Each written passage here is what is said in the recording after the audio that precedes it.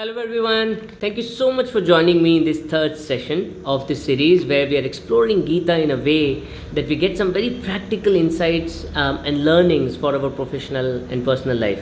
हम गीता को इस तरह से एक्सप्लोर कर रहे हैं कि हमें उससे कुछ ऐसी सीख मिले जो हम हमारे प्रोफेशनल और पर्सनल लाइफ में अप्लाई कर पाएँ. और अभी तक हमारे 2 सेशंस हुए हैं और इनमें से हमने कुछ ऐसी चीज़ें सीखी है जो हम आज के ये चैप्टर 3 के एक्सप्लोरेशन में और आगे के भी कुछ चैप्टर्स में हम इन्हीं सारी लर्निंग्स को अप्लाई करेंगे फिर से. तो इसीलिए I felt that before I start the chapter 3 may be I just quickly do a recap on what we have learn so far. अगर आप में से अभी तक लोगों ने कुछ सेशंस 1 और सेशन 1-2 को नहीं देखा है, नहीं सुना है, तो कृपया प्लीज़ मेरे यूट्यूब प्लेलिस्ट में जाइए और वहाँ पे सेशन 1 एंड सेशन 2 पूरी तरह से अपलोड किया है. तो just go through it, be up to speed on it and then come to this, because otherwise there will be lot of things which you probably wouldn't grasp and understand. हमने काफ़ी सारी चीज़ें already cover कर ली हैं जो मैं बस refer करूँगा, लेकिन आपको शायद उनकी डेप्थ समझ ना आए. So with that let me just begin and do a quick recap. तो फर्स्ट सेशन में हमने देखा था कि क्यों किसी भी ऐतिहासिक और धार्मिक स्क्रिप्चर को पढ़ने के पहले और इस तरह से पढ़ने के पहले कि जिसमें हमें कुछ सीख लेनी है, बिफोर रीडिंग एनी रिलीजियस और historical text in a way that we want to learn from it, it is absolutely important that you follow a certain framework that I have devised, and it gets you a very practical and rational insight on that scripture. And what is this framework? Number one, not focusing on the divinity of the characters in the text, but rather the personality of it. Why? So that you can question the perspectives, question the prescriptions made by the character, and see if any of those are still relevant in the current times. And if they are not relevant as is, can they be adapted? What is the principle behind their prescription that can be applied with some adaptation to the current times and current morals and current standards and current code of conduct and all that, current value system and all that, right? Because times change, people grow, people evolve.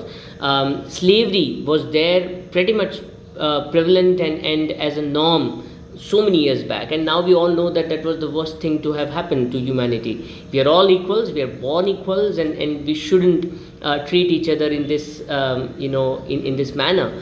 But वो प्रथा थी, slavery एक प्रथा थी सालों पहले, और काफ़ी नॉर्मल प्रथा थी, जो कि गलत था आज हम जानते हैं, लेकिन उस टाइम पे तो वो था, वैसे था. तो we have to see whatever somebody is prescribing, is it relevant to our current times और not. But the principle might be good, and hence can we pick up the principle rather than the rule and see if that can be applied with some adaptation in the current times. So focusing on personality and not divinity therefore becomes absolutely critical. और उसी context में focusing on the fact not opinions, because जो भी हम text पढ़ते हैं, the text that we read, they have been translated by someone, or there is a commentary that we are reading rather than the actual text. And hence there are always interpretations and misinterpretations and opinions rather than facts. So of course you have to read those, of course you have to analyze those, but rather than just follow and accept the opinions of others, read it and compare multiple opinions and see what is it that you would want to follow as an opinion, or what opinion you would want to make of your own. आप खुद की क्या opinion बनाना चाहते हो? So that is important, and of course not to apply the present morality to the past. जो मैंने अभी example दिया था slavery के बारे में, कि एक प्रथा थी पहले, और बहुत सारे उस समय के कोई हीरोज़ रहे होंगे, कोई स्टालवर्ड्स रहे होंगे, कि जिन्होंने कोई प्रिस्क्रिप्शन किया होगा जिसमें they would have assumed that slavery is there and normal. Now of course we cannot apply that prescription to our current times, because we all are now better evolved and we know कि slavery was a wrong thing to do, or was a wrong practice anyways. तो इसीलिए present morality को past में डालने के बदले, and rather than judging the past for what it was, just accept the way it was and learn from the failures of the individuals, learn from the success of the individuals, and learn from the mistakes they would have done.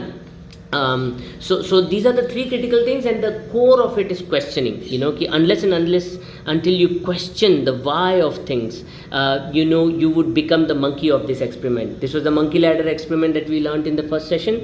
For those who have not yet seen the session first, please go through it. It's a lovely experiment that puts in or gives us an insight कि कैसे culture set हो जाता है, and then all of us, if we don't question, if we don't ask the why of why we are doing what we are doing, then we end up being extremists in a way. We just follow practice blindly and ensure that others follow it that way as well, without knowing why we are doing what we're doing. So it's absolutely critical for us to start questioning. But there's a disclaimer, जब हम question करते हैं तो पहले सबसे पहले वो question करने की काबिलियत लाना बहुत ज़रूरी है. Becoming capable of questioning is far more important before you even question. And what do I mean by becoming capable? That if you're going to question somebody's opinion, then number one, you should first understand what their opinion is. उनका point of view है क्या, ये तो पहले समझना होगा. Then you should understand in detail what their point is. उनका मुद्दा क्या है, ये तो पहले बहुत अच्छी तरह से समझना पड़ेगा, उसको पढ़ना पड़ेगा. Then if you are opposing that particular point or point of view, then you would rather have to have your own justifications and rationals for the opposition as well. आपके पास एक बहुत strong argument भी तो होना चाहिए अगर आप oppose कर रहे हैं किसी चीज़ को.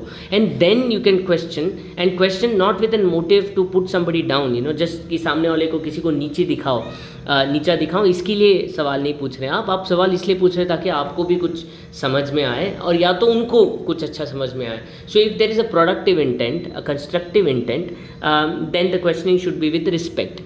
So once all of these things are there, then you are capable of questioning, and only then you should question. So this is something that we picked up in the first session.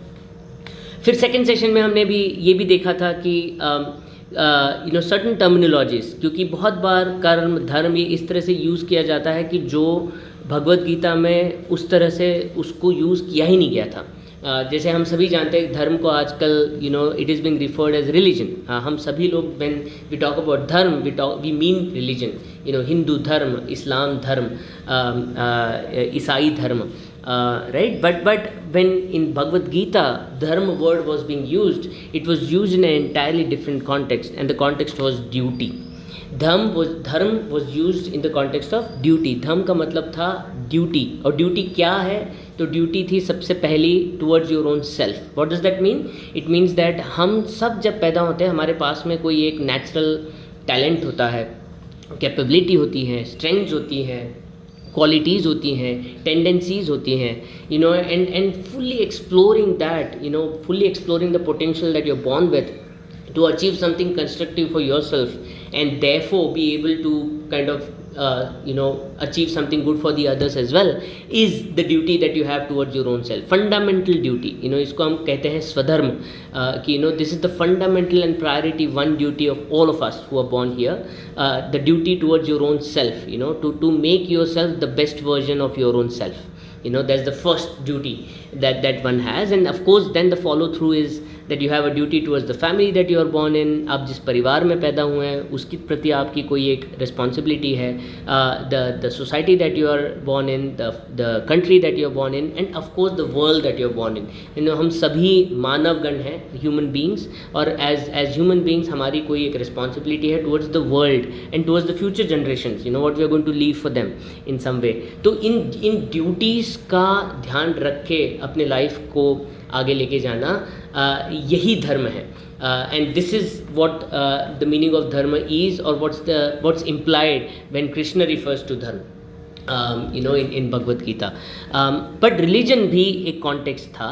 तो religion क्या है? Religion is a root word which basically means union. So religion actually means reunion. So what does this reunion mean? Reunion signifies what? इसको भी हमने देखा था. We explored the concept of the distinct identities of body, mind, spirit or soul and the supreme consciousness.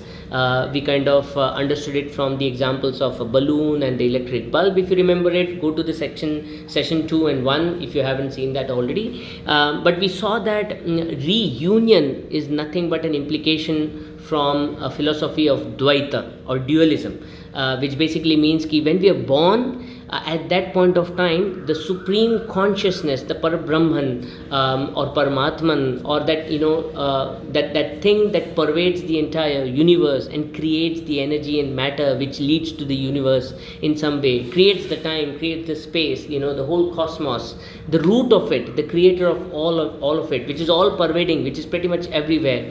When it gets into us and reflects in us, then we call it as a soul. Right? And then we can differentiate. हम differentiate कर सकते हैं कि तुम्हारी आत्मा, मेरी आत्मा, your soul and my soul, versus some God somewhere, or the God which is present, omnipotent, omniscient, omnipresent, the God which is everywhere and all of it. ये जो distinction है between me and the God, the distinction between my soul, your soul, and the supreme soul or the supreme consciousness or the God. This distinction is formed at the time of our birth, and the whole philosophy or practice of religion is a structured approach to experience that supreme consciousness as one, feeling that you are that supreme consciousness, you are a part of that supreme consciousness, and there is no distinction between your soul and the supreme consciousness. Experiencing it in that unified manner is religion, and that's why it's termed as reunion, reuniting with the supreme consciousness. यही concept था religion का. अभी of course हम उसको बहुत अलग तरीके से देखते हैं, लेकिन उसी कॉन्टेक्स्ट में जब योग ये शब्द का यूज़ किया जाता है, तो श्री कृष्ण बहुत बार जब योग इस शब्द का उपयोग करते हैं तो उसको इस कॉन्टेक्स्ट में लिया जाता है यूनियन, रीयूनियन या religion. That is that time when reunion और द्वैत अद्वैत के कॉन्सेप्ट में, ड्यूअलिज्म नॉन ड्यूअलिज्म के कॉन्सेप्ट में उसको यूज़ किया जाता है. बट बहुत बार योग को इस तरीके से भी यूज़ किया जाता है कि युक्ति and possibility. It's also used in the context of idea, possibility and all that. So we understood religion, yoga, dharma, and we also understood the concept of karma as not being the way it is understood, that it's a credit balance system, that the sins offsets the good things and the good things offset the sins that you commit. ऐसा नहीं है कि 5 पुण्य आप करो तो 5 पापों को वो नलीफाई कर देगा. आप जो भी काम करोगे उसका आपको फल मिलने ही वाला है. if you perform an action, there will be a consequence to it. A good action will have a good consequence and a bad action will have a bad consequence, and each of it you will have to face come what may. Good and bad wouldn't cancel each other. And we understood how that works, how that process works, and we understood how situations and choices lead us to the life that we are in. That life is nothing but a combination of situations that we have to face, which are beyond our control, and then the choices that we make, which are completely in our control, and then how life happens to us as a combination of situations and choices. And the example I gave you was about corona, that corona is a situation which none of us chose. हम में से किसी ने ये तो नहीं चाहता कि कोरोना होना चाहिए, but वो हो गया. That's a situation we are in right now. But the choice of what to do now that we are in corona is with all of us. हम सभी लोग ये समझ सकते हैं कि अभी कोरोना तो सबके साथ हुआ है, तो हम अब इसमें क्या करें. Should we be responsible citizen, should we follow the rules, should we take the vaccinations as and how they become available, should we help the people in the need, should we not venture out unnecessarily and take undue risks. ये सारे choices हमारे पास में हैं. So what we do given the situation and what choices we take, ये हमारे हाथ में है. लेकिन situations हमारे हाथ में नहीं है, वो प्रारब्ध कर्म है, प्रायः उपलब्ध. जो पुराने कर्मों की वजह से आज जो हमें कॉन्सिक्वेंसेस मिल रहे हैं, जो सिचुएशंस के रूप में हमारे सामने आ रहे हैं, वो हमारे बिल्कुल कंट्रोल में नहीं है. बट उन कॉन्टेक्स्ट में हम क्या कर सकते हैं, क्या एक्शन ले सकते हैं, वो हमारे हाथ में है. So this something that we understood. Then we understood the differences between challenge, problem and dilemma, and why dilemma is a specific type of a problem which the Gita, Bhagavad Gita helps us address. And we understood what that dilemma was of Arjun. Arjun का वो कौन सा dilemma था जब उन्होंने कहा, हे कृष्णा मुझे please आप बताइए अभी कि मैं इस सब से बाहर कैसे निकलूँ. And we understood that by the way we also learn two important things कि कृष्णा ने कैसे शांति से पेशेंटली अर्जुन को अपना पूरा एंग्स्ट, फ्रस्ट्रेशन एक्सप्रेस करने दिया. The fact that Krishna allowed Arjun to express himself, to completely open up on his angst, without interrupting him, without starting to give advice, before even Arjun gets to complete what he has to say, kind of gives us a lovely insight that a lot of times people come to us asking for help, and most often than not the primary intent is not to ask for help but rather to express. पहले वो कह के बता के हल्का होना चाहते हैं, और अगर वो उनको ना करने दिया जाए और हम पहले उनको टोक के बोले कि नहीं अब तुम ये कर लो वो कर लो, and we start giving solutions by interrupting them, you kind of don't allow them to fully open up and therefore feel the calm, the certitude that's necessary during such troubled times. So that's one learning we had, from Krishna, the way he engaged with Arjuna and kind of helped him express himself. And the second thing is, of course, that don't offer unsolicited advice. Krishna didn't start giving advice to Arjun until Arjun asked explicitly that, oh Krishna, now please give me advice and help me. So this is extremely important because before even you give a solution to someone, you should first ensure that the other person is now receptive to the solution. वो पहले सुनने की हालत में है और सुनने की तैयारी है उनकी. ये पहले अगर आप क्लियर कर ले, तब आप अगर कुछ बताओगे तो उसका फ़ायदा होगा, नहीं तो कोई फ़ायदा होने वाला है नहीं. These are all the things that we learned from the earlier sessions, and then we saw that there are 3 specific problems that Arjuna has, or dilemmas that Arjuna has. Number 1 is that how can he kill Bhishma and Drona and all his cousins, the Kauravas and all of it. How can he kill, and how can he kill his own kith and kin? That was one challenge. The other challenge was, is he committing a sin by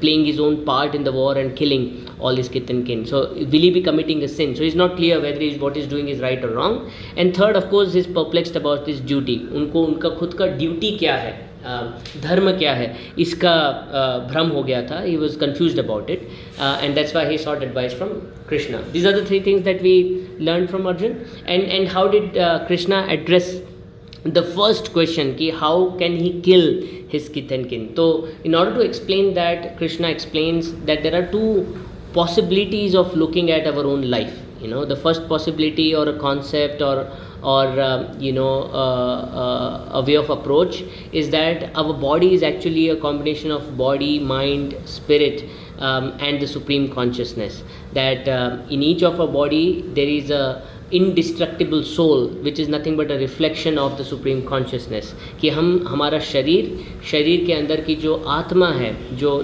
indestructible है, जो आत्मा वो परमात्मा की एक रूप है. And if this is the way you look at life, Krishna tells Arjuna that if this is the way you look at life, then even if you are going to kill Bhishma, Drona and the Kauravas, ultimately you are just going to kill their bodies, not the soul, because the soul is indestructible anyways, right? So what's there to cry about, or be worried about, or be afraid about? And then he says, but if you don't believe this and rather believe that this body is temporary, that this once body dies there's nothing that remains, अगर आप ये believe करते हो कि यही शरीर है और ये शरीर जब चला जाता है, ख़त्म हो जाता है, जब हम मर जाते हैं तो सब खत्म हो जाता है, कुछ बचता नहीं है. There is nothing like soul, there is nothing like Atman, there is nothing like self and all that. If this is what you believe, तो फिर तो ये शरीर तो वैसे भी एक इवेंचुअलिटी के साथ आता है ऑफ डेथ, कि हम सभी तो मरने वाले हैं. ऐसा कौन है जो पास्ट में पैदा हुआ था जो कभी मरा नहीं, और ऐसा कौन है जो कभी फ्यूचर में पैदा होगा जो कभी मरेगा नहीं? जो भी पैदा हुआ है वो मरने वाला है. Whoever is born is going to die. So death is an eventuality. So if death is anyways an eventuality, why are you so worried about killing somebody else? Because they are going to die anyways. It's just that you're probably going to fast track their death, right? But that's your duty. That's your duty anyways. Because why? Arjun is a warrior. He's a warrior on a war field. And at the time of the war he's saying that Krishna, I don't know how to kill. Just think of it, अगर India का army man, कोई soldier अगर Pakistan border पे जाके या China border पे जाके अगर कहे कि अब मेरे एनिमी को मैं कैसे मारूं, मुझे नहीं समझ में आ रहा है, will it be right for him to think that way? Absolutely not. So when a warrior kills for duty, he's not killing in for pleasure. उसको मज़ा थोड़ी ना आ रहा होगा कि चलो मैंने 2 लोग को मारा, 4 लोग को मारा. He is himself putting himself in danger and his life in danger, and is killing the enemy as part of his duty. तो उस कॉन्टेक्स्ट में कृष्णा ने उसको कहा है कि then in that case why are you so worried about killing someone? Whether it is right and wrong, he'll be answering it later, but the part of the solution or the answer that he's giving is that he should not be troubled about killing somebody. The act of killing is not something that he should be that perplexed about or that worried about. अब इसमें से हम लोगों को क्या सीख लेनी चाहिए? Because we are not warriors, we are not going on a battlefield trying to kill people, nor do we have any intent, I'm sure, of killing anybody. तो उस context में then हमको तो ये सीख लेनी है, what learning we have to take from it is of course the eventuality of death. और जैसे मैंने लास्ट सेशन में भी कहा था कि death is going to come to all of us. None of us are going to escape death. It's just that we don't know when. But all we know is this is it, don't we? We know that here and now this is it. This is the life basis which we can achieve whatever ambitions we have to achieve. We can express the love that we have. We can say sorry to whoever we should and we want to. We should forgive the people that we have to and we should. यही life है ये सब करने के लिए. एक बार ये life ख़त्म तो सब ख़त्म. Even if you believe in the existence of soul, this body is not what you're going to get back again. The soul may enter some other body, but you're not going to get this body, this life, as this individual again. So this is it for you to achieve whatever you want to achieve. And again, you don't know when you're going to die next. It could be tomorrow. तो आज कर लो. So अभी के अभी कर लो. There is no procrastination now. And more importantly सबसे बड़ी चीज़ तो ये है कि then the importance the perspective about what is important changes, है ना. आप suddenly when you talk about death, you then suddenly और think about death, then you suddenly आपका पर्सपेक्टिव इस तरह से बदल जाता है कि बहुत सारी चीज़ें फिर मायने ही नहीं रखती.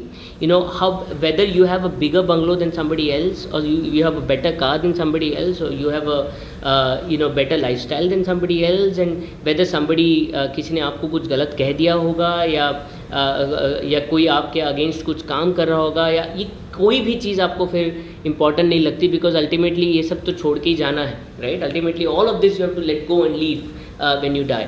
So suddenly what is important, what is not important gets a perspective shift.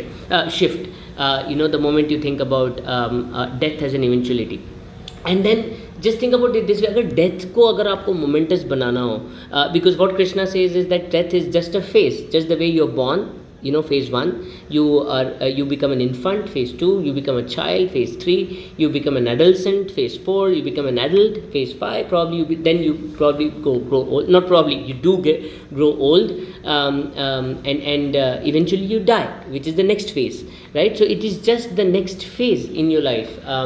It need not happen in that sequence, because people may die early, much earlier than before they get old. That's why I said probably earlier. तो ये sequence इसी sequence में वैसे नहीं, but death is going to be an eventuality for all of us. अब वो death को अगर आपको एक मोमेंटस बनाना हो कि when you die there is some gap somewhere in the hearts of certain people, in a company that you work with, in the society that you operate in. If your presence has to be, or your absence has to be felt, then you should have lived a life to make your death count. Your death should count for something, isn't it? At least for some people. At least there should be few people who shed a tear when you die. And if your death has to be that important, then your life has to be absolutely important as well. And why is it so important? Because otherwise, then what's the difference between you and the animals? There's this beautiful shlok in Vedic scriptures which say ahara nidra bhaya cha maithunam samanyam etat pashuvi naranam dharmo hi tesham adhiko vishesho dharmena inha pashuvi samana, which means that food, shelter, sleep, fear, sex, desire, all of it is common to animals and humans. We are also animals in a way, right? In pure terms, in terms of pure biology, we are all animals, because we have similar instincts. When we are hungry, we want food. When we are thirsty, we want something to drink. We are triggered by fear, and we have all the desires of body, mind, and flesh. We need sleep. We need rest. We have to have that sense of belonging. All of it. All these instincts are common to animals as well as to us. Then what's so different about human beings? The fact that we have a faculty of consciousness. बुद्धि जो हमारे में है, the sense of duty, the sense of self, the sense of identity, कि I belong somewhere and I am responsible for something, I am accountable for something, I am the doer. मैं हूँ जो कुछ कर रहा हूँ और मैंने कुछ करना चाहिए, और मेरे लाइफ का कोई मीनिंग होना चाहिए, कोई पर्पस होना चाहिए. All these thoughts, the fact that we all have these thoughts, that we can think about these things, is something that separates us from the animals, isn't it? आपने कभी देखा है कि there's a union of dogs which says that there should not be a loud vehicle driving around, especially in the night, because it irritates us. You would never see that kind of a union, isn't it? It's because dogs just like any other animal survive and live on instincts. Whatever the instincts, they just carry through.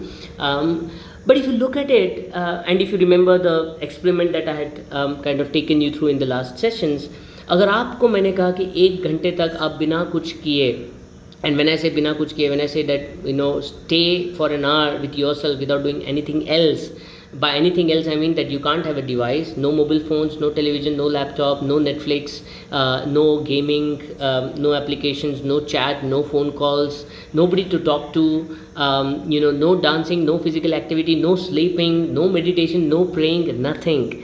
And when I say nothing, I mean all then you have to do is talk to yourself. आपको अपने आप के साथ बात करनी है 1 घंटे तक. How easy and difficult it is for you? I am absolutely sure it's going to be extremely difficult for all of us. None of us as an exception. All of us are going to find this absolutely difficult. Why? Because through and through, day in, day out, 24/7, we are all living, through these instincts of senses, awareness, and what this mind kind of, pulls us into. सुबह उठने से लेके रात को सोने तक हमारा दिमाग हमें कभी कोई एप्लीकेशन के पीछे दौड़ा रहा है, कभी कोई मूवी, कोई टेलीविज़न सीरीज़, कोई यूट्यूब क्लिप, कोई टिकटॉक वीडियो की तरफ लेके जा रहा है, कभी कोई सोशल साइट्स की तरफ लेके जा रहा है, कोई न्यूज़ की तरफ लेके जा रहा है, कभी पास्ट में लेके जा रहा है कि किसी ने मुझे इस तरह से कैसे कह दिया. इधर you are in the past, regretting the past or troubled by the past, that how dare somebody talk to me like that, or you're worried about the future, what will happen, will it happen this way, will it not happen this way. Your mind is everywhere but in the present and within yourself. Most often than not, you're doing what your instincts are guiding you to do. Of course you plan. I'm sure as part of your professional life you must be planning a certain things as well, that okay, today I'll complete these things, tomorrow I'll do these things. Not that you don't plan, but it's in a very micro manner, if I may call it micro, because again, even the job is most often than not an instinct, that you have to do a job, you have to get your salary, पैसे कमाने हैं, इसीलिए job करना है. Job करें तो promotion लेना है, आगे जाना है. क्यों आगे जाना है? ताकि और पैसे मिले. क्यों आज ज़्यादा पैसे मिले? ताकि मुझे बाजू वाले से ज़्यादा अच्छी गाड़ी मिले. देयर आर सम और other instincts which are driving all that you do, but hardly there is a single conscious purpose behind what you do. And that's why it's extremely difficult to live a conscious life which we as humans are capable of, right? So इस thought पे ऊपर मैं आपको कुछ seconds के लिए I'm leaving you with this thought that just think about your own self, your own life so far, and just imagine how much of it has been lived consciously. All the needs that you have had, the desires you have had, all the plans you would have made, all the actions you would have taken, choices you would have made. How much of it was because of a sense of conscious purpose?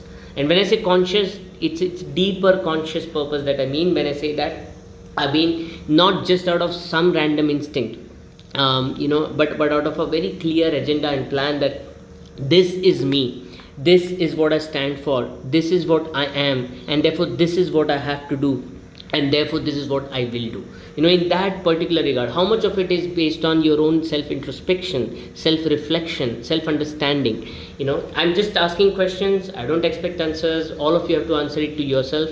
And with that thought, I'll leave you right now, and I'll tell you why it is so difficult for us to live it that way, because of the ladder of fall. This is something that I had explained in the earlier session as well, if you go back. But to give you a quick gist of that again, our senses pull in different things. And when I say senses, it's not just the 5 senses. बस मैं ये 5 senses की नहीं बात कर रहा कि नाक, कान, आँखें, taste, जीभ, and touch, skin. I'm not just talking about these 5 senses, but also all the other senses, the internal organs are set to kind of get you certain instincts and senses as well, that you're hungry right now, that you're in danger right now, or you're probably ill right now. There are a lot of senses that your body is capable of passing on to your mind. And all of these senses 24/7 are active. 24 घंटे ये चालू है, आपको कोई ना कोई तो information अंदर ला के दे रही हैं. और आपके अवेयरनेस, ब्रेन में एक जो भी एक कंपोनेंट पार्ट होगा कि जहाँ पे आइए अवेयरनेस स्टोर हो रहा है आपकी मेमोरी में, कि 24 घंटे क्या क्या हो रहा है. आप सो रहे हो तब भी ये अवेयरनेस चालू है. It's bringing on certain things to your mind, and then your body, buddhi, is processing it in terms of figuring out what it is, and then it associates that information with you. When I say you, it means your identity, the ego, the ahamkara.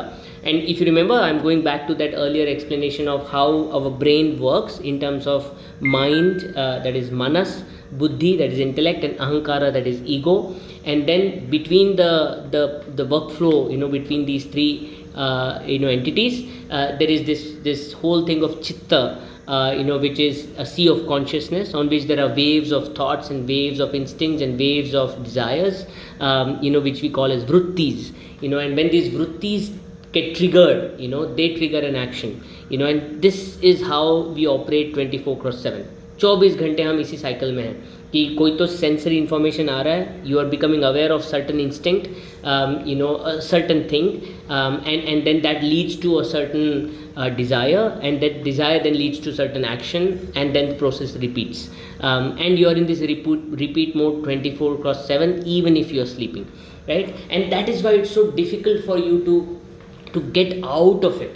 And then Krishna advises Arjuna that if you have to find peace, if you have to find certitude in your life, अगर आपको एक शांति चाहिए आपके life में, एक परम सुख चाहिए, then all you have to do is draw your senses, the way a tortoise, when he faces danger, we kind of get the limbs back into the shell. एक कछुआ जो अपने पैर अंदर ले लेता है, खींच लेता है जब उसको कोई डर लगता है, तो वैसे ही अपने सेंसेस को अंदर खींच लो. इसका मतलब क्या है? इसका मतलब ये है कि rather than the senses telling you what you should do, you start dictating what the senses should be focused on. So it's a complete 180 degree change of direction. 180 degree change of direction. मतलब rather than the senses telling you what to do, you are telling the senses where to focus on. Right? And ये मैं नीचे लिखा है practice not learn. I have deliberately highlighted that it's all about practice and not about learning. Why? We say that you should practice meditation. We don't say you should learn meditation, right? Why? Because by default it's our body which is conditioned to be naturally meditative. We are naturally conditioned to be meditative, and I'll give you an example. When you're watching a movie, आप अगर कोई ऐसी movie देख रहे हैं जो आपको बहुत पसंद आ रही है, या आप कोई ऐसा गाना सुन रहे हैं जो आपको बहुत बहुत अच्छा लग रहा है, या you are in midst of all the friends that you are absolutely fond of and you are having conversations with them, free a good time with them, आपको पता ही नहीं चलेगा वक्त कब चला गया, 3 घंटे कब चले गए, 4 घंटे कब चले गए. You will absolutely not even realise what's happening all around and you will be completely into it, जिसे कहते हैं ना जोन में होना. और ये जब होता है तब when you come out of it, 3 घंटे बाद you're like, oh बाप रे इतना टाइम चला गया पता ही नहीं चला. At that time you'll feel that you are completely relaxed, you're stress free, you're absolutely calm and quiet and you're happy. Naturally by default you're happy, you feel that. That is the magic of meditation, and it happens automatically when you're focused, when you're doing that one thing to the exclusion of everything else. जब आप किसी एक चीज़ को इस तरह से करते हैं पूरे ध्यान लगा के, मन लगा के, कि आपको किसी और चीज़ का कोई ध्यान नहीं है, तब आप अपने आप एक मेडिटेटिव स्टेट में होते हैं, इसीलिए आपको बहुत अच्छा लगता है. Isn't it? ये हम सभी का एक्सपीरियंस है. बस प्रॉब्लम यह है कि ये तभी होता है जब हमारे सामने कोई ऐसी चीज़ है जो हमें अपने आप के अंदर खींच ले, but when such a thing is not around us, then we are all scattered. हम यहाँ वहाँ फैल जाते हैं, right? And therefore it's just a matter of practice to kind of rein that scattered mind in and be focused on one thing. और अगर आपको किसी one thing पे focus करना है, then what do you need? Then you need a purpose. Then you need some one direction, one thing that will keep you focused whenever you are scattered. Whenever you are scattered, you want one thing to go back to, and that makes it count. Krishna also further tells that such a mind which is scattered, which is not focused, which is not meditative naturally, such a mind is actually not capable of intellect and emotion both. अब ये क्या है? ये कृष्णा ये कह रहे हैं कि जो इंडिविजुअल फोकस्ड नहीं है, स्कैटर्ड है, अपने सेंसरी इम्पल्सेस से घिरा हुआ है, वो कोई भावनाओं को भी रिस्पेक्ट नहीं दे पाएगा. He will not be capable of driving emotions too. ये क्या, इसका मतलब क्या है? तो जस्ट थिंक ऑफ इट. अगर कोई इंडिविजुअल बहुत ज़्यादा स्कैटर्ड है, क्लियर नहीं है, ना तो अपने आप के बारे में क्लियर है, ना ही अपने डिज़ायर्स के बारे में पूरी तरह से कंट्रोल में है, क्लियर है, और ना ही he is of firm intellect, he's always his attention is always diverted from here to there, will he be capable of a genuine emotion like love, for example?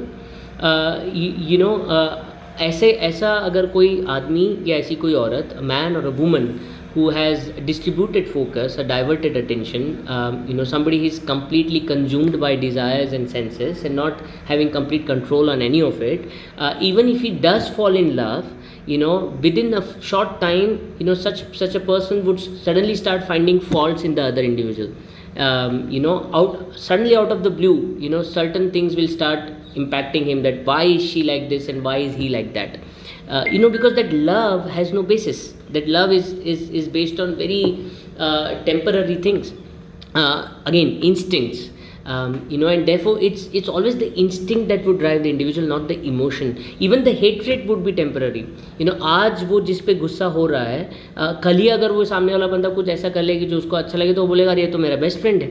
Suddenly a man that he or she hates, like how suddenly that individual will become the bestest of friend with one or two acts that probably the individual likes.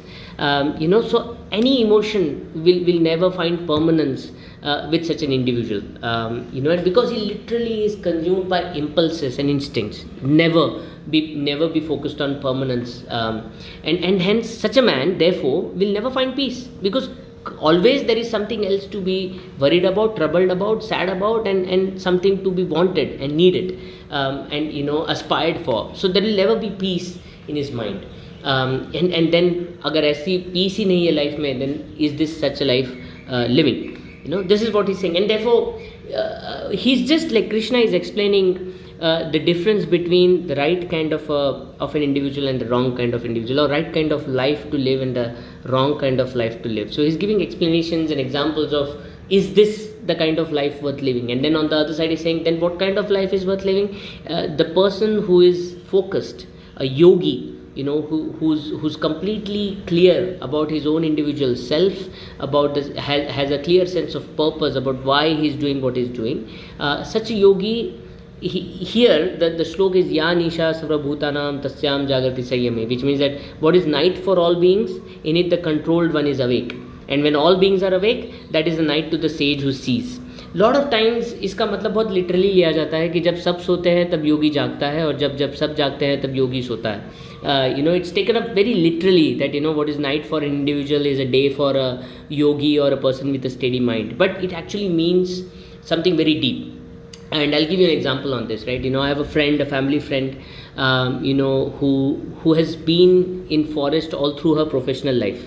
She's into conservation of tigers, she's into conservation of green cover and whatnot. And I feel she's the safest person to be with when I'm in, if and when I'm in forest. Not that I've been with her, but I'm assuming this, because she's an expert of spending time in forests.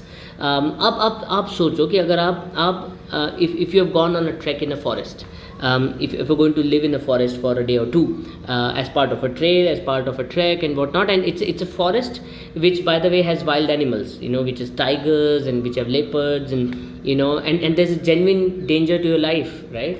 And suddenly if you are in a forest, it's absolutely bright sunlight, a bright sun shining on top, बहुत अच्छी light है, आजू बाजू में हरियाली है, absolutely lush green all around, and there's a beautiful chirping of birds, and there's a small trail, you're walking around, there's a lovely lake on the side, soft breeze coming in, and it's absolutely beautiful and lovely, right? And ऐसे माहौल में तो आप तो मतलब you're just like clicking photographs, having a good time, having a blast, and absolutely involved in the serenity that the forest would have to offer. But in that kind of situation, the expert, the forest expert, might actually be absolutely alert. Why? Because he or she may have actually seen certain indications that there's a probably leopard all around, right? Probably he or she would have seen some scratch marks on the tree. Probably he or she may have seen the fecal matter, the shit, the droppings of a wild animal. He or she may have seen that the monkeys are suddenly chirping and making noise and running away and whatnot, right? There might be certain indications that the expert may see, but for all of us it will all be nothing. हमको तो उसमें से कुछ भी नहीं समझ में आएगा, बट एन एक्सपर्ट को सब. And she actually might be absolutely alert and stand still and worried that okay where that next danger is going to come from, but we will be absolutely off from it.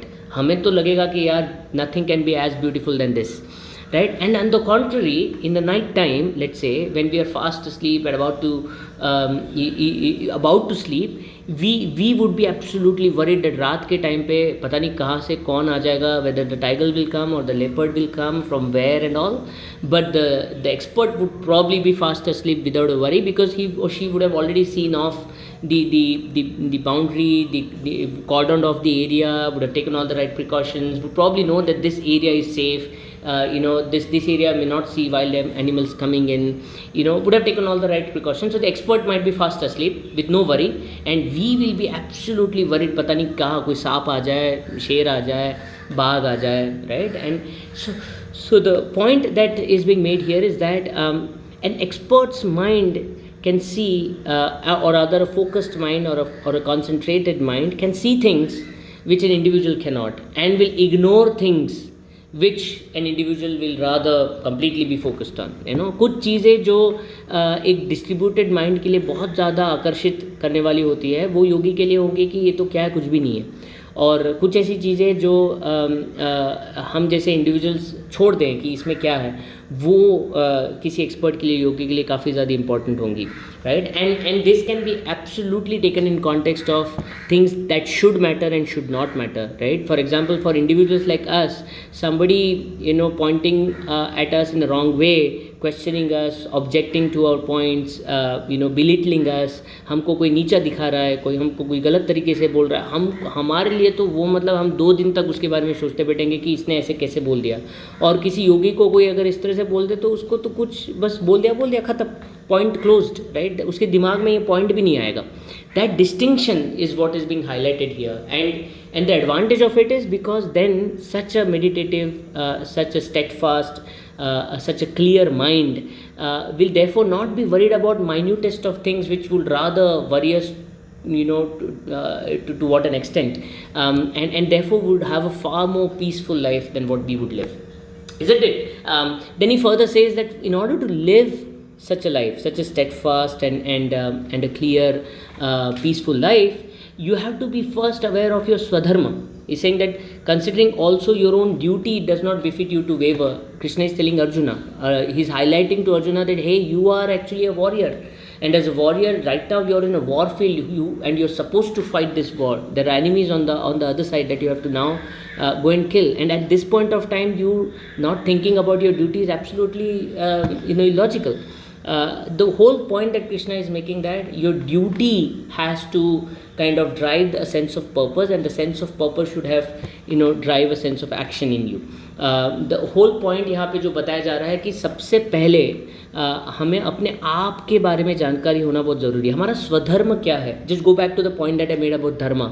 Dharma is not religion, dharma is sense of duty, और duty आती है after, sense of duty आती है after understanding who we are as individuals. हम हैं कौन, हमारा strengths क्या है, हमारी कैपेबिलिटी क्या है, हमारे इनेट डिज़ायर्स क्या है, टेंडेंसीज क्या है, एंड इन सब को यूज़ करके मैं सबसे ज़्यादा अपने लिए अच्छा क्या कर सकता हूँ. That will then become a purpose, and once you have a sense of self and then you have a sense of purpose, then of course you will have absolutely no challenges in being focused, and that's all he's saying, that focus on your on Swadharma.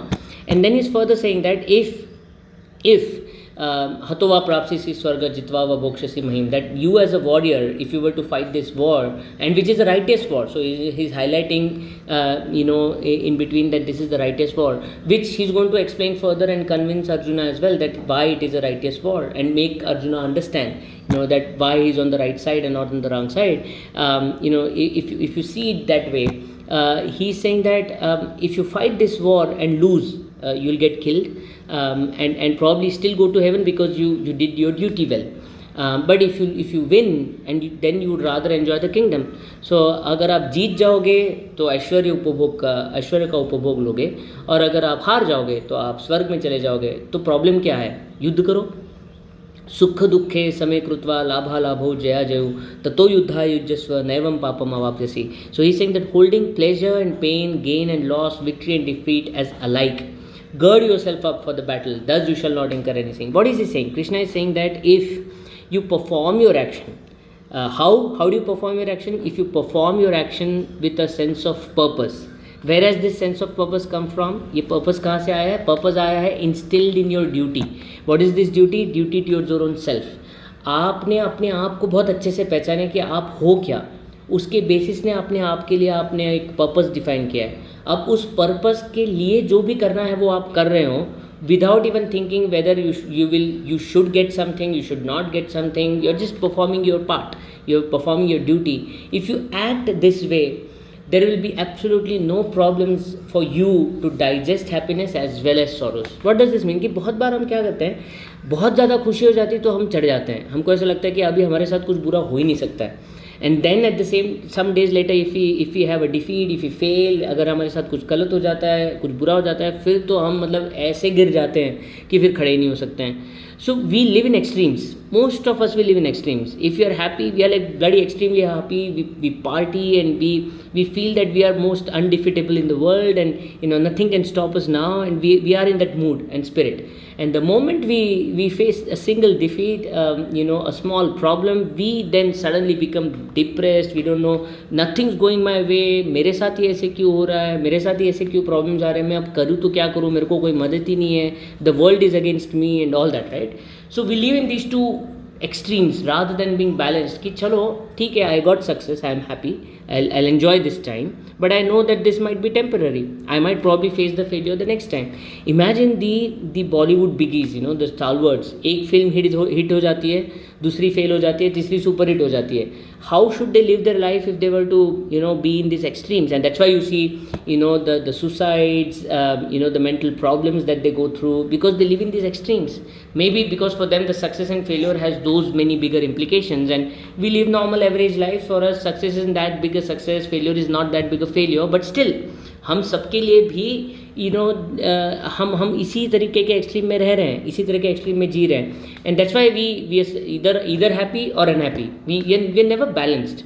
But a person who is having a sense of self, which drives a sense of purpose, and when they're acting towards their purpose, on the way if they fail, they pick themselves up and say कि चलो हार गए, no problem, चलो अभी फिर से तैयारी करते हैं, फिर से लड़ते हैं.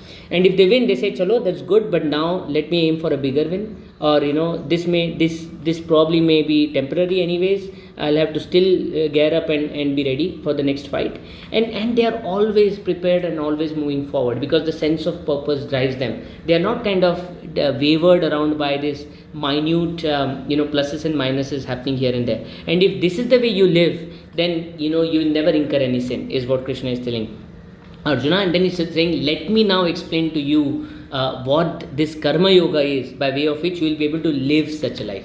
ऐसी लाइफ जी कैसी जाए, ये मैं अब तुम्हें सिखाता हूँ, is what Krishna is telling Arjuna. Then he's saying that in order to first live a purposeful life, you'll have to first identify yourself. He's saying the Vedas have 3 gunas for us. The Vedas explain 3 gunas for all of us individuals. And O Arjuna, be free of all the 3 gunas and achieve singular clarity. Abide in pure sattva, never care to acquire things and to be protected and what has been acquired, but be established in the self. अब इसका मतलब क्या है? What is Krishna trying to tell us from this? First of all, lot of people, when they talk about gunas, the 3 gunas, sattva, raja, tama, these are the 3 different qualities or gunas as we call it. Lot of times either they say ki sattva is the best of the gunas and rajas and tamas are the worst, so you should all try to convert yourself into sattvic person. This sometimes most of us are being told that way, and that verse has been translated in a way that Krishna is telling Arjuna that go beyond all these, destroy all the 3 gunas and go beyond all these gunas. ये दोनों ही मतलब गलत है, and I'll explain to you why as well, and I'll tell you what this actually means. Just think of it this way. आप जब पैदा होते हैं, whenever you're born, and that's it's biology, it's science.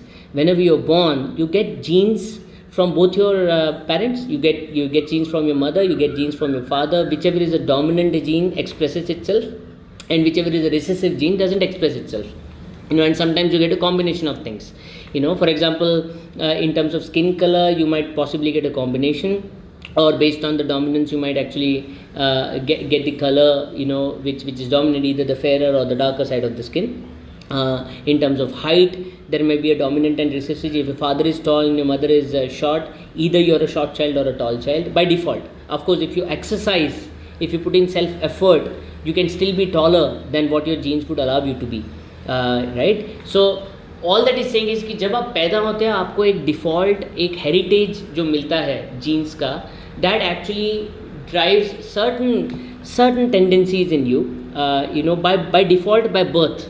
And these tendencies could be of three types, as per our Vedic scriptures. One is of sattvic quality, the other is rajasic quality, and the third is tamasic quality. And when I say gunas by definition mean quality. Can quality be good or bad? Just tell me, if I tell you, ask you, tell me knife is good or bad. Will you be able to answer that question? I doubt it. Because knife in itself, as an object, how can you define it as good or bad? But if I now tell you that, hey, one knife is used to cut vegetables, the other knife is used to, kill people. Which of these knife is good or bad? Now, few of you may say that, the knife which is used to cut vegetables is good, and the knife which is used to cut, or rather kill people is bad. Now, if I tell you that the knife which is used to kill people is being used by a policeman or a military to kill the enemies, now is the knife good or bad? You see where I'm driving at? मैं क्या पूछ रहा हूँ? वो चाकू जो सब्जी काट रहा है वो अच्छा है, आप कह लोगे, पर अगर मैं कहूँ कि वो चाकू जो आदमी को मारने के लिए बनाया है, वो एक मिलिट्री मैन यूज़ कर रहा है, पुलिस मैन यूज़ कर रहा है अपने दुश्मनों को मारने के लिए, तो वो चाकू ख़राब है कि अच्छा है? वो तो अच्छा है. तो ख़राब चाकू को कौन बना रहा है? ख़राब चाकू को बना रहा है कि उसको यूज़ कैसे किया जा रहा है, और उससे भी ज़्यादा इम्पोर्टेंट, किस इंटेंट से उसको यूज़ किया जा रहा है.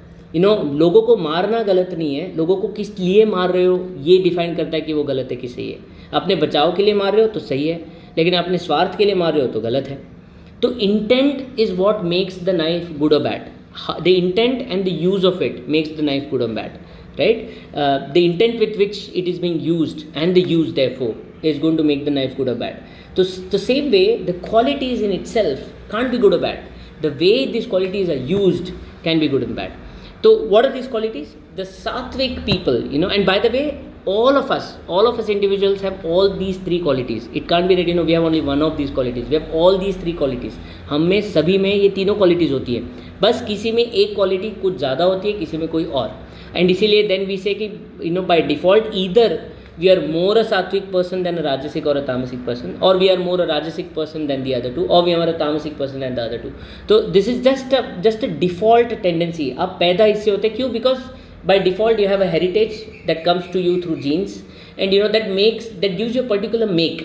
तो आप पैदा हुए हैं तो आपको पैदा होते हुए कुछ डिफ़ॉल्ट टेंडेंसी मिली है. तो ये टेंडेंसीज क्या है? जो सात्विक लोग होते हैं by default they crave for knowledge, बहुत इंक्विजिटिव होते हैं. They have inquisitiveness for information, for knowledge. They want to get answers. They have a consulting streak. They have a quest for truth. They want to no.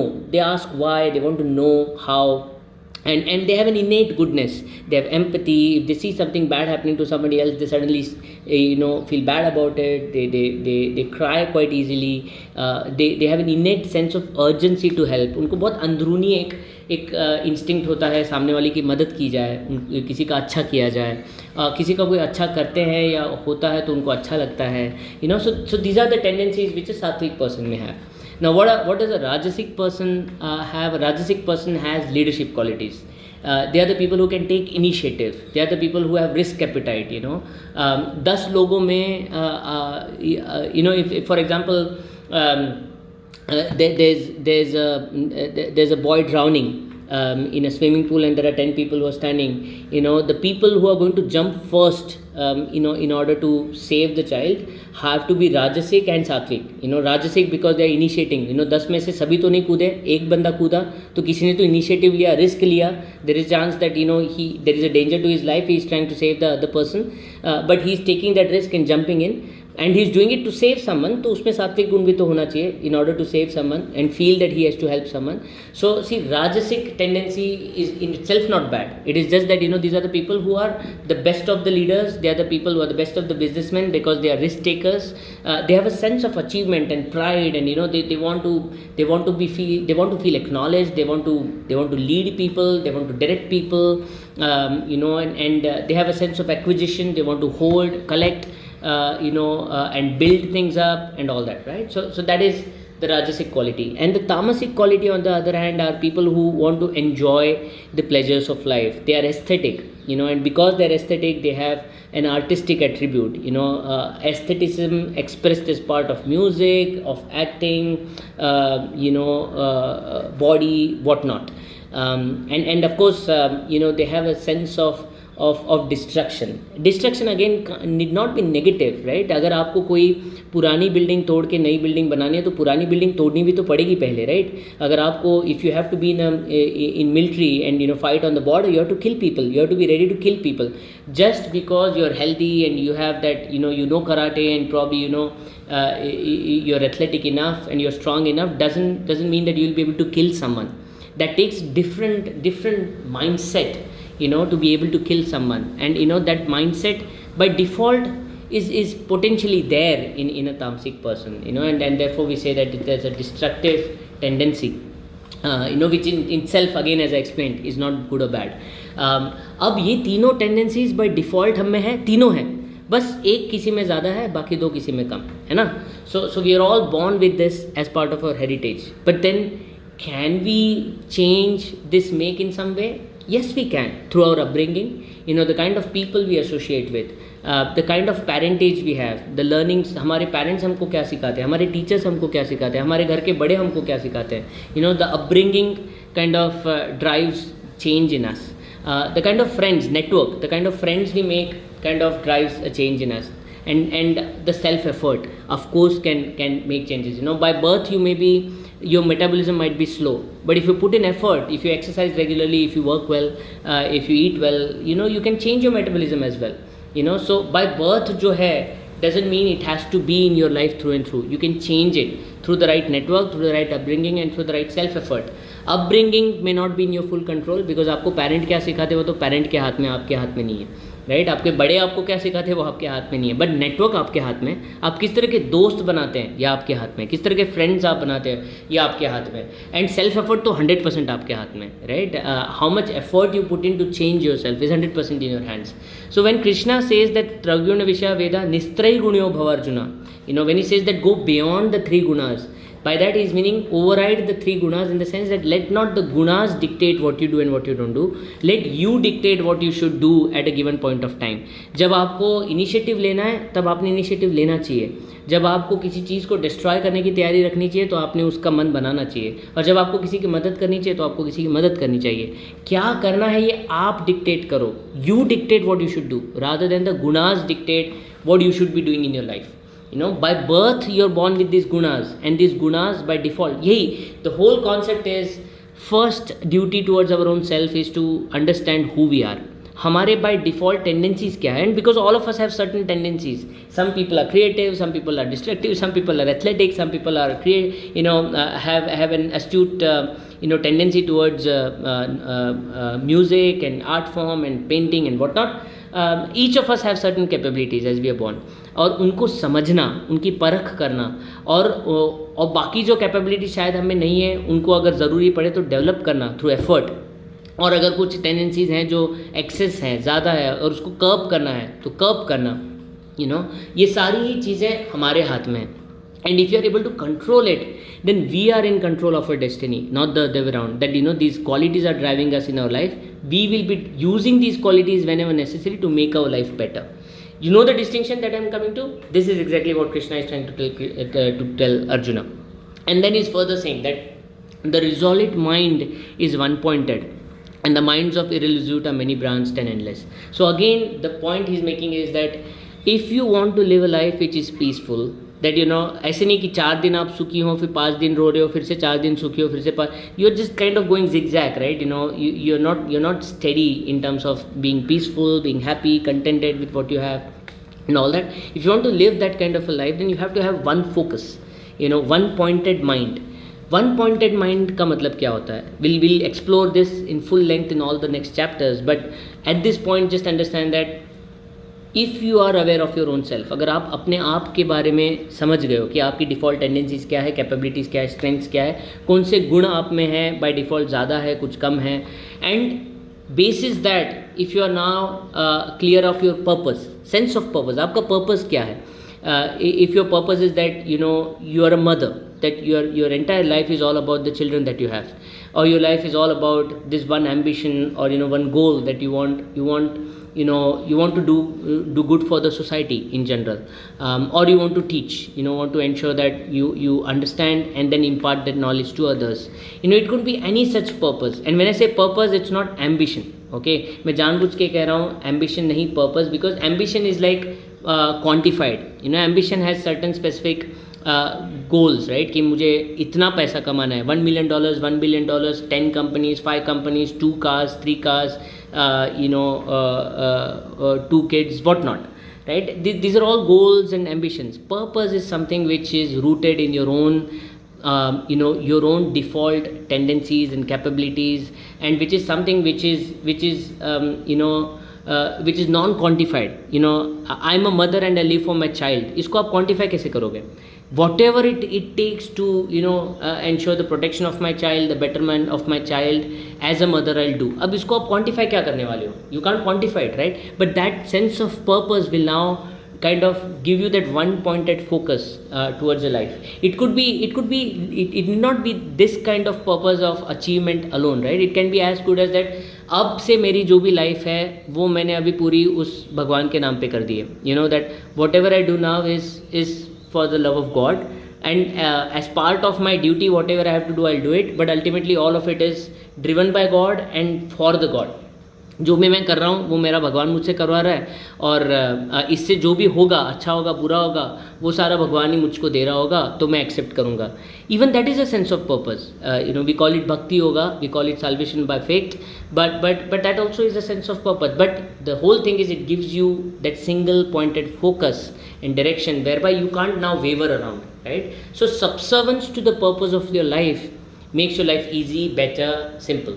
Karmanyaivaधिकारस्ते मा फलेषु कदाचिन, the most famous stanza or verse in Bhagavad Gita, which is saying that, by the way, if you have a focus, a purpose in your life identified, which is rooted in your sense of self and sense of duty, then all you have the right to or control over is your actions. Because for example, just think of it, right? If you're saying that I will be the best cricketer in the world, you're not saying that I'll have more centuries than Virat Kohli, or I'll play for I have to play for World Cup, or rather I'll represent Team India. You are not, these are all ambitions. You're not saying any of it. You're saying that I will be the best cricketer in the world. Whatever it means to be the best cricketer, it means you have to be the best batsman, you will have to bowl well, you will have to field well, you'll have to be a good athlete, you'll have to have a fit body, and whatnot, whatever, right? And this is all that drives you. Let's say, for an example, if this is what you are, then all you will do day in day out is to train well, to find the right coach, practice and improve your game every now and then test yourself through matches, through whatever opportunities that come your way, and keep on taking more and more opportunities to express yourself, compete, test yourself and find the faults, and then improve on it further and further. यही आप कर सकते हो. अब इसकी वजह से आपको कोई स्पॉट करके कोई रणजी खिला रहा है, या IPL खिला रहा है, या वर्ल्ड कप में ले रहा है, या टीम इंडिया में ले रहा है, क्या कर रहा है, ये आपके हाथ में तो है नहीं. That is not in your hands. It may happen. You can try for it, and you should try for it, and you should continue trying for it. Why? It's not because if you become a cricketer you'll get advertisements, you'll get crores of money, you'll probably find a actress wife.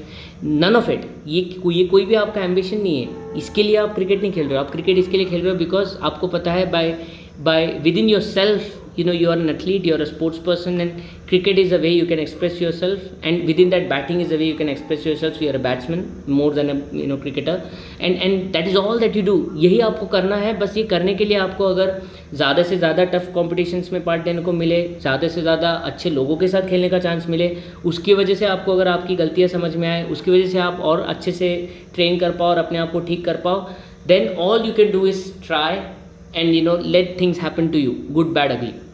right? So to work alone is what you have control on. Outcome is beyond you, and if that is how you live, then automatically you won't have attachment to the outcomes. Automatically you won't be worried if why am I not getting chance in Ranji, why am I not getting a chance in. Of course you'll try for it. You're not going to say कि चलो अब हो ही नहीं रहा तो क्या करने का, because your passion is cricket. You'll keep playing, and you would want to improve your game. You would want to, and for you to improve your game, you would want to ask people around and say मैं क्या और कर सकता हूँ, अगर मुझे रणजी खेलना है तो मुझे और क्या करना चाहिए, और रणजी क्यों खेलनी है.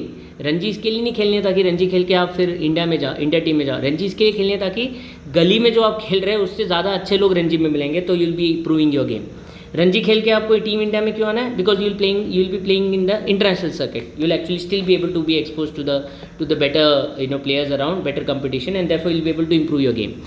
All of it is just to improve your game. None of it is an outcome, right, that you're striving for. You're striving for perfection.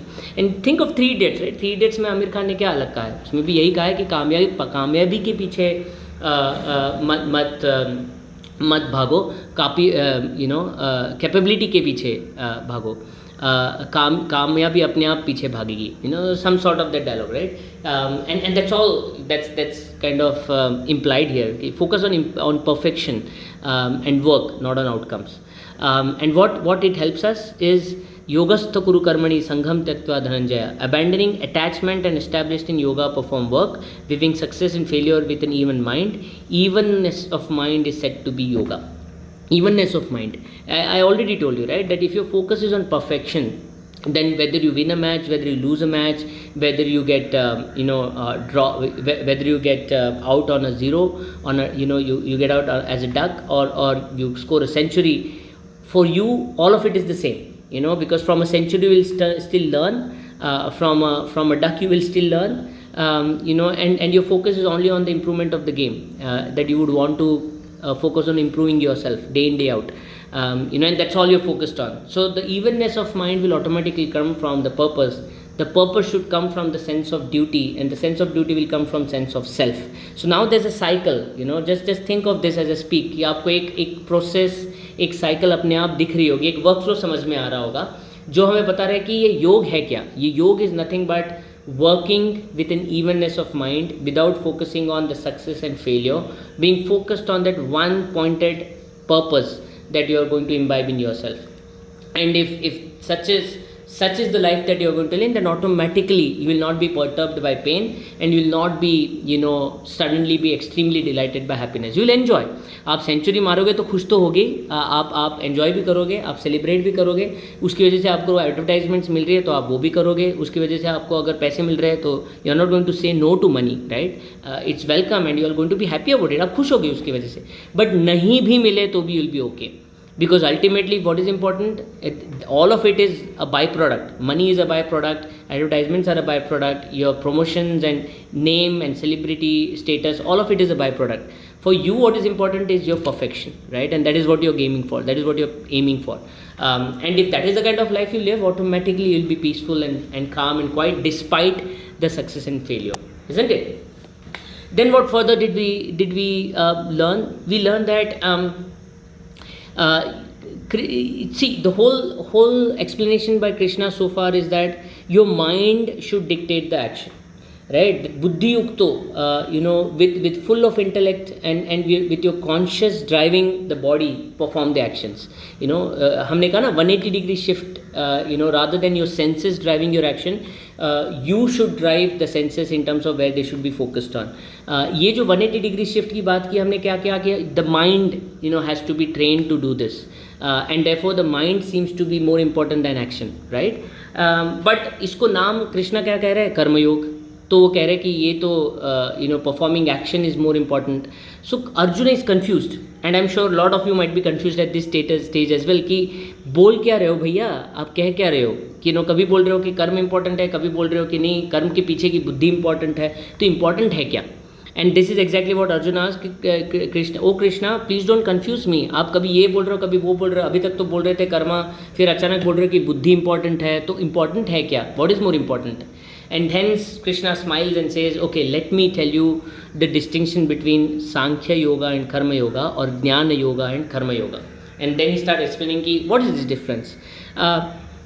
In order to control your senses, अगर आपको आपके सेंस ऑर्गन्स को control करना है तो आपको क्या करना पड़ेगा, आपको कॉन्शियसली एक एफर्ट लेके वो डायरेक्शन देना पड़ेगा ना आपके सेंसेस को।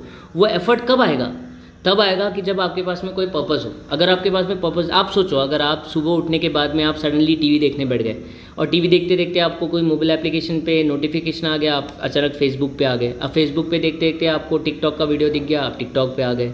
You know, if this is the cycle of life that you are going to go along, you know, how is it that you are going to be purposeful? But suddenly अगर आपको दिमाग में है कि नहीं नहीं मेरे को तो भैया I have to play cricket, I have to improve my game, नहीं नहीं okay let me stop watching TV, let me stop watching Facebook and what of it, let me take my kid, go to the ground and practice. What is making you get that focus and you know an action in there? It is the purpose that's driving your mind and saying that hey, for this purpose I should not be focused on these things, I should rather go into the ground and start practicing, right? So if you are a person whose you know whose purpose is driving their actions, your mind automatically will be geared towards a centered way of thinking. And this is why he's saying that and this is a natural state of our world.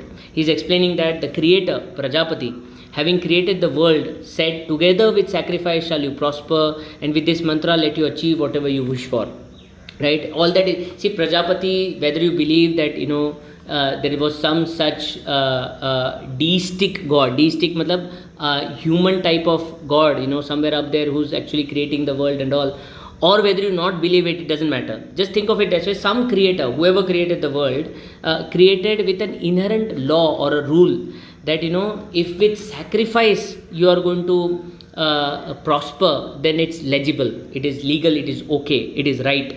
And you know with this mantra or rule, you know that you know with sacrifice you have to prosper, if you work then you will achieve whatever you wish for. इसका root क्या है? इसका root है कि the world has an inherent rule that if you want to drive an outcome you will have to first put in an effort, put in time, energy, and this itself is termed as sacrifice. आपको अगर कुछ भी करना है तो आपको कुछ पहले कुछ पाना है तो कुछ देना पड़ेगा. If you want to get love, you'll have to give love. If you want to get respect, you'll have to give respect. If you want to achieve something, you'll have to put in effort. And all of that you give is a sacrifice.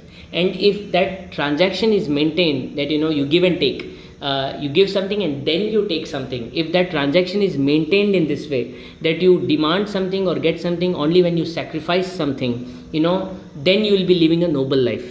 If you put a short circuit to that कि यार मैं दूंगा कुछ नहीं लेकिन चाहिए सब कुछ, you know, that's a selfish way of thinking, and then you will be committing a sin. By the way, there's also an additional point that is missing. The creator also said that the gods will support you if you're focused on nourishing one another and obtain the highest of good.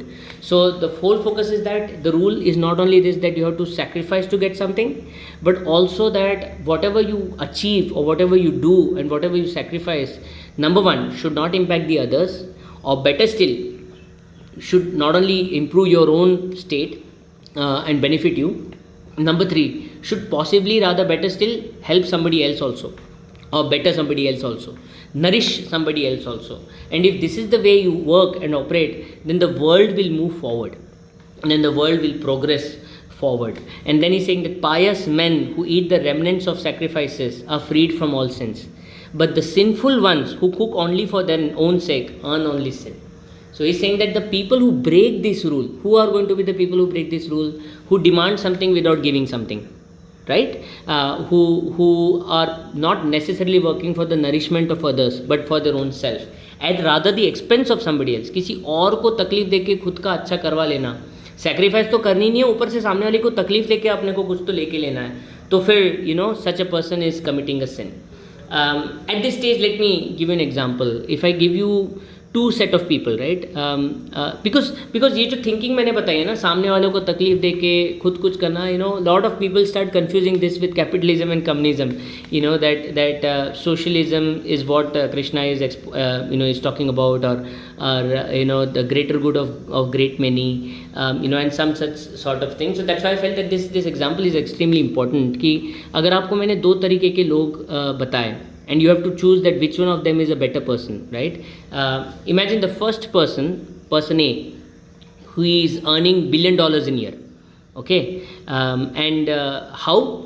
Because he has multiple companies, lots of enterprises, lots of businesses through which he's earning this, and then he's employing thousands of people through which. So he's a pure play capitalist, right? Pure play businessman, earning billions of dollars in a year through his products and services, and like बहुत सारे businesses है जिसके through इतना वो पैसे कमा रहा है. एंड ऑफकोर्स वो बिजनेसेस चलाने के लिए उसको हज़ारों लोग भी तो लगेंगे जिनको वो सैलरी दे रहा है, काम करवा रहा है, निचोड़ के काम करवा रहा है उनसे, और उनको वो पैसे दे रहा है, सैलरी दे रहा है उनकी वजह से. एक ये आदमी है. और दूसरा कौन सा आदमी है? दूसरा वो आदमी है कि जो खुद कुछ नहीं कर रहा है, in the sense he is not having any business, is not having any enterprise और anything. He has an NGO, probably a donation setup, and all is this he is doing is getting donations from donors, billions of dollars of donation per year from multiple donors, और यहाँ से पैसे लेके वहाँ पे जिसको ज़रूरत है उनको दे रहा है. और ये सब करने के लिए उसको लोग तो लगेंगे ही, तो of course he is employing hundreds of people who are helping him manage this donations. अब इन दोनों में से बेटर पर्सन कौन है? Person A who is running a enterprise capitalist, और the other person who is kind of a socialist, right, running a donation charity arm. Who is better of the two? Some people will say who have a socialist mindset, communist mindset, or some people who believe in equality of earning and income and all of it. They would say that the donor is the greatest of the two, or the better of the two, right? And the person who have a capitalist bent of mind, who have enterprise focused, business focused mindset, who believe that more the capability, more the income one should have, that kind of a mindset, they'll say that probably the entrepreneur is the better person, right? What if I tell you that both of them, based on their own inherent aptitude, tendencies, potential, capability, whatnot, both of them, they are putting in effort. donation लेने के लिए भी, donation पाने के लिए donors को convince तो करना पड़ेगा कि you should give this donation. Billions of dollars donation में अगर कोई ले रहा है, कोई एक पूल बना रहा है, तो वो बिना एफर्ट के थोड़ी ना होगा. He must be putting in lot of effort to get the donations. He is also employing these hundreds of people to get this done. They are also getting their salaries, and then of course he is serving the needy by giving them the money that they need. तो of course it's not coming in without any effort. तो he is putting in a sacrifice and then getting that work done, and then of course nourishing the people as well. And is the entrepreneur any less? Is he any less? Not at all. He is employing thousands of people. All of these people are getting salary on time, because of the risk that the businessman has taken. And it's a risk, right? A business may work, it doesn't work. He's putting his money at stake. He's employing those many people, giving them monthly salary, because of which उनका पूरा family survive हो रहा होगा, बच्चे पढ़ाई कर रहे होंगे, उनका एजुकेशन बन रहा होगा, वो अपने पैरों पे खड़े हो रहेंगे, वो आगे जाके या तो बिजनेस करेंगे, या तो एम्प्लॉई बनेंगे, या तो डोनेशन कंपनी चालू करेंगे. We don't know, right? But there is this entire enterprise that this single person would have kind of taken up, to this level of $1 billion enterprise. Is not a mean feat. Again, there's a sacrifice, there's an effort that's been put in, and he's earning his due out of it. Both of them are equally great, isn't it? And both of them are doing the right thing because they are putting in a sacrifice, earning out of it, and achieving the greater good of all of them. All the employees that they are, in this case, in the entrepreneur case, the good of all the thousands of employees, of course, and in the donor's case, all the people that he's helping in some way. Who will be the wrong? The person who will be wrong will be the person who does neither. ना तो वो business खोल रहा है, ना तो वो donations का कोई सेटअप कर रहा है, बस घर पे बैठ के फेसबुक पे जाके, ट्विटर पे जाके, या तो इसको गाली दे रहा है या तो उसको गाली दे रहा है. The person who's either rebuking or trolling the entrepreneur that he's not serving the greater good or not donating, or the person who's actually trolling the donor by saying that he's actually not doing anything, he's just taking money from one place and giving it to somebody else. The person who's criticizing without doing anything is actually the sinner, because वो कर तो कुछ नहीं रहा है, he's doing nothing, just complaining and criticizing without doing anything, and possibly earning followers, possibly getting millions of views on the YouTube channel and earning through advertisements on it. All that income, all that money, all that fame that is earning by criticizing others and doing nothing is actually a sin, as per Gita, as per Krishna, and then as per, I think, common sense, right? For all of us, we should know that there's somebody who's putting in effort, whether he's an entrepreneur or a donor. irrespective, somebody who's running a charity organization or not, there's an effort that goes in to do it, and again there's a greater good that's been achieved. A person who's criticizing without any effort, is somebody definitely who's somebody, who's not committing the right thing, isn't it? So when I talk about sacrifice, when I explain the sacrifice, think of it in these terms. It's not about socialism, communism, capitalism, or whatever. It's as simple as that. Whatever you are earning, is it out of some sacrifice? Are you putting in effort, time, energy, whatever? You will have to sacrifice something to achieve something, and if that's how you are earning something, absolutely fine. Is it at the expense of somebody else or no? If it is at the expense of something else, definitely wrong. Better still, is it going to benefit you and somebody else also? Awesome, that's amazing, that's perfectly great, right? Now what further this person, Krishna is telling Arjun, he's saying that so it's not just important to be centered in yourself, be aware of your own duties, have a purpose that's derived from the duty, and further act with a single mind, without being focused on attachment, failure, success. That's of course there. That is karma yoga, right? And he's further saying that for such a person, delight is only in the self, satisfaction is also in the self, rejoice is also in the self. सब कुछ सब खुद में ही है. Such a person is completely happy in his own self. Lot of people confuse this with selfishness. Lot of people say that, is Krishna talking about being selfish? That everything should be all about the self. And that's why I felt that this distinction is necessary. कि centered in self and self-centered and being selfish, इसमें बहुत फ़र्क है. Centered in self का मायना क्या है? What Krishna is saying when he says that a person who's a yogi is delighted in self, is satisfied in self, is that this person is not in a comparative mode. He is not in a competitive mode. Such a person is not about, I should have a better car than somebody else, I should have a better designation than somebody else, I should have better fame and fan following than somebody else, I should have a bigger movie than somebody else, none of it. Better endorsements than somebody else. He's not at all competing with anybody else. He's competing with himself. He's saying that I should be a better person, I should be a better cricketer, I should be perfect, right? So that's the way it is envisioned, that he's centered in self. So centered in self means non-competitive, comparing with oneself, not somebody else. That's number one. So perfection is the goal of centered in self, not comparative achievement. Better than somebody else is not the focus of a person who's centered in self. So far so good, very clear. And more importantly, the centered in self person is driven by a purpose, as we discussed earlier and multiple times earlier, and that purpose itself is fueled by a sense of duty, which in turn is kind of coming in from a sense of self. मेरी तो capability यही है कि मैं sportsman हूँ, उसमें भी मेरी पसंद ये है कि मुझे क्रिकेट पसंद है, और इसीलिए मुझे क्या करना है, क्रिकेटर बनना है, और यही मेरा काम है. Right now I'll play cricket and I'll be the best cricketer, I'll practice, I'll improve my game day in day out. That is what I am, right? And I'm not here to make more centuries than somebody else, get more advertisements than somebody else, play more World Cups than somebody else. None of those are my goals. My goal is as simple as that. I want to be a better cricketer than what I was earlier. That's it, right? That is a person who's centered in self. What is a self-centered person? He's driven by senses. किसी ने comment डाल दिया कि सबसे ये तो Virat Kohli is better than this guy, और this bowler actually had the better of this batsman. Suddenly I am angry and I'm like, I'll show this guy, I'll shoot this guy, I'll call up this guy and say, how the hell you talk to me like that and all. See, such a person is not centered in self. It's clearly somebody who's either self-centered or selfish. Do you get the distinction that I'm trying to drive at? अब आप समझ रहे हैं कि इन दोनों में distinction क्या है, right? कृष्णा ये भी कह रहे हैं कि a person who's centered in self, who's got the equanimous mind, who's got a balanced mind, is not necessarily concerned with action or inaction.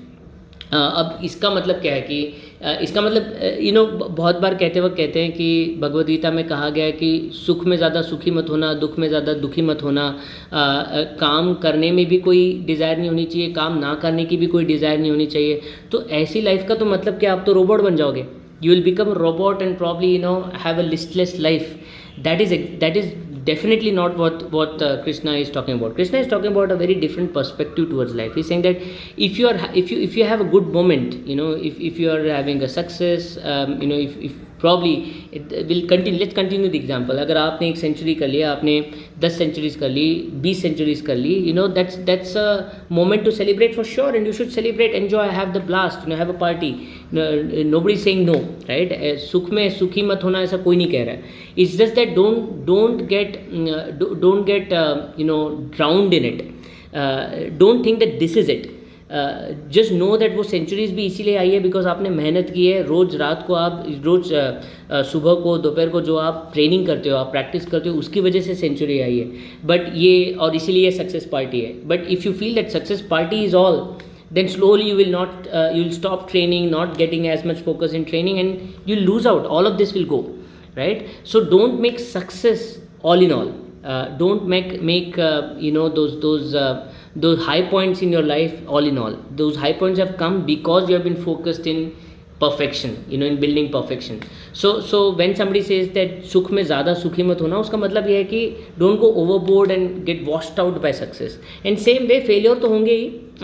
Learn from it, accept it. Of course दुख होगा, of course बुरा लगेगा, आंसू आएंगे, you will cry probably, but then fine, pick yourself up, and accept what has happened, learn from it, start improving, right? So neither you are therefore impacted by success nor you are impacted by failure.